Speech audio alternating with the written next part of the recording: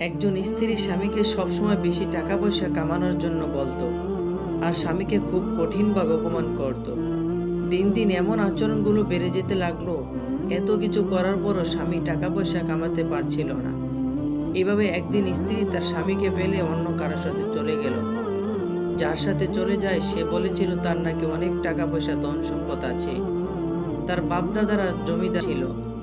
কিন্তু ছেলেটির সাথে কিছুদিন থাকার পরে জানতে পারলো ছেলেটির কিছুই নেই। যে বাড়িতে লোভ দেখিয়ে নিয়ে যায় ওটাও তার না, অন্য কারো। সে কিছুদিন এর জন্য ভাড়া নিয়েছিল। এই খবর মুহূর্তে গ্রামের সমস্ত মানুষ জানতে পেরে গেছিল। গ্রামের মানুষ এমন মেয়ে তাদের গ্রামে রাখবেন না। তার স্বামী এসব সহ্য করতে পারল না। এইভাবে অনেক বছর কেটে যায়।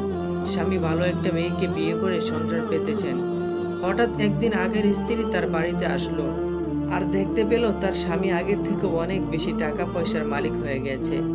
এবং ঘরে ঢুকতেই তার মতো আরেকটা মেয়ে চোখে পড়ল। তার পুরো শরীরটাই বিভিন্ন ধরনের সোনা গয়নায় ভরা। মেয়েটি বুঝতে পারল ওই মেয়েটি তার স্বামীর দ্বিতীয় স্ত্রী। সেটাও বুঝেছে তার স্বামী তার মুখ কোনোদিন দেখতে চায় না।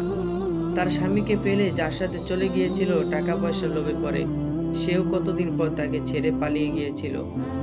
এতদিন এলাকার মানুষ ও স্বামীর ভয়ে আসে নাই, বাবা মায়ের কাছে ছিল। এখন সে আফসোস করছে টাকা পয়সার লোভে পড়ে তার জীবনে কতটা ক্ষতি সে করেছেন।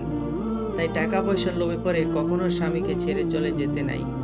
হয়তো আপনার স্বামীও টাকা পয়সা হবে, শুধু সময়ের অপেক্ষা করুন। বেশি লোভ মানুষকে ধ্বংস করে দেয়।